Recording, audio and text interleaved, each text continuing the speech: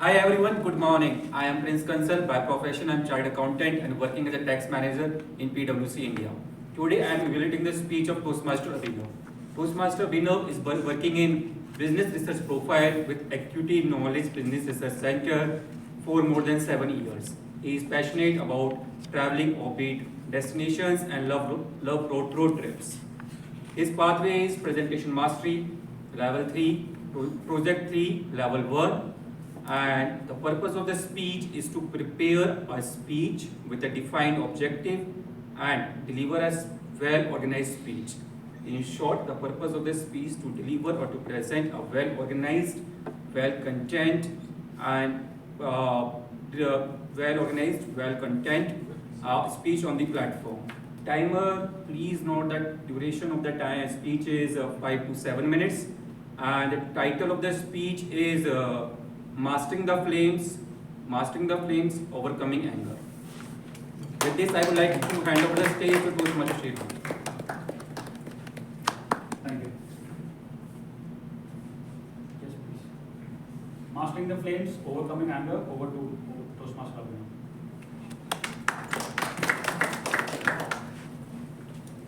Anger, as we all know, is a very powerful emotion that is often associated with the burning flames, which, if it comes in between, can take away everything and lead to a lot of destruction. Today, I'll be sharing some of the examples to illustrate how anger has caused in destruction and how we can overcome the anger. First of all, I would like to know how many of you have experienced this emotion. I see almost everyone has had it at least once or more than once even during the day. So considering the example number 1, there was this boy, a little boy, who used to have a very short temper, and he used to always do a lot of anger, and his voice always used to be like, He always used to, his parents used to come and he used to always oppose to whatever his parents used to say. For example, his mom used to come to him and try to feed him up with the food, but he never used to have the same food, and he used to do a lot of anger on her. Tired of all this, his father came to him, and he went to his father, and his father suggested him to hammer a nail on his study room wooden board, so that whenever he experiences short temper or whenever he has any of the anger issues, he just hammers one of the nails into this. On the first day itself, he hammered almost 37 nails inside the wooden study table board. So, as the days passed, this naughty boy or this short-tempered boy realized that it is easier to not get so much of anger inside him, rather to stay calm and carry on. As the days passed, the number of nails that he was hammering inside the study table reduced, and one day there was not even a single nail that he had to hammer inside the study board. He got quite excited, and he quickly went to his dad and informed him about the news that today I have not got any sort of anger, so let's go for a treat. To his surprise, his dad said, "Alright, that's great news, son, but what you need to do now is go to that study room, and whenever you are not getting angry, just pull out one of the nails inside from the study table that you have been hammering all these days." He followed his dad's instructions, and as the days passed, he was pulling out each and every nail day by day. More than 37 days passed, not just 37, more than 60 days passed. A couple of months he took to pull out all the nails, and then he again went back to his dad that I have pulled out all the nails and there's nothing left and I'm a calm person now.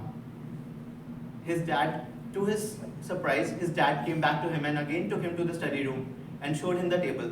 That, "Look, son, you did a great job, but do you see the holes inside the study table?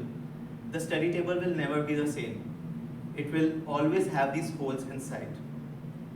With this, his dad actually taught him a lesson that whenever you are getting angry, whenever you are hurting someone, intentionally or unintentionally, it always leaves a scar behind it.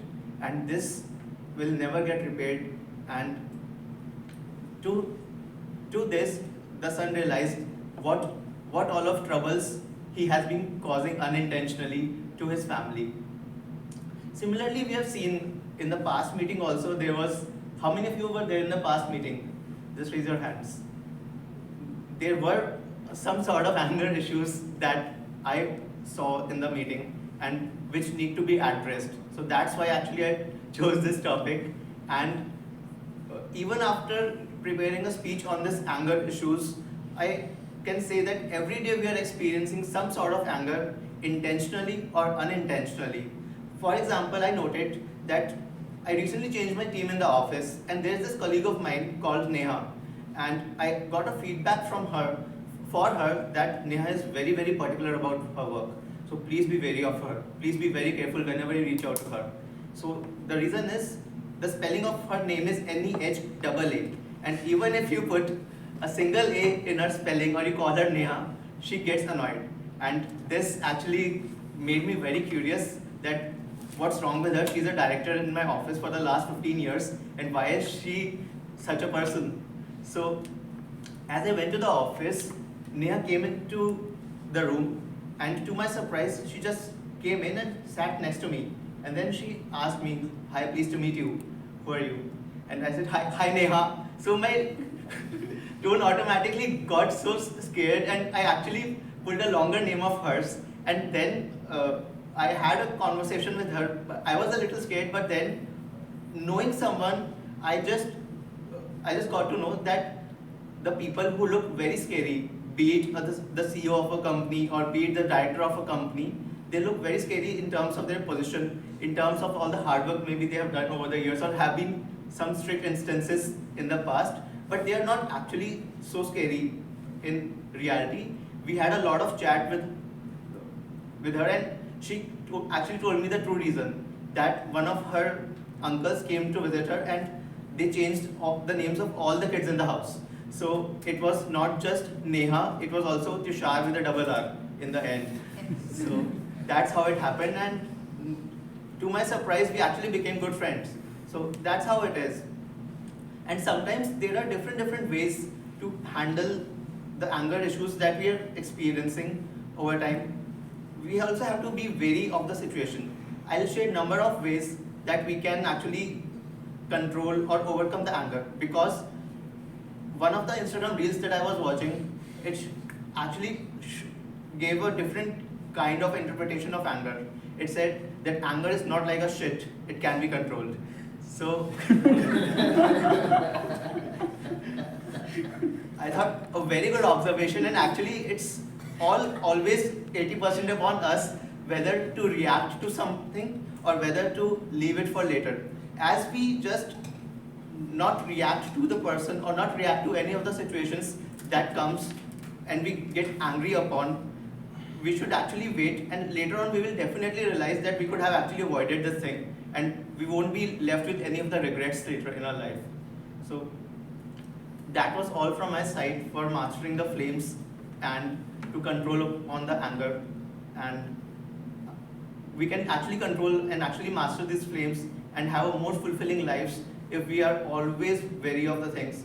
One of the latest examples I will again like to share is that we can actually avoid, for example, we always know that if I perform this task, we will definitely face some kind of a repercussion, and we will definitely face any kind of anger. So once we are knowing that, either we talk to the opposite person, or either we just, we should not let it go. We should, because for example, all the Toastmasters executive committee or everyone goes out for lunch post a meeting, but I know my wife is waiting for me, and I'm scared of her anger if I don't reach home on time. So I always make sure to go back home on time and continue the weekend with her.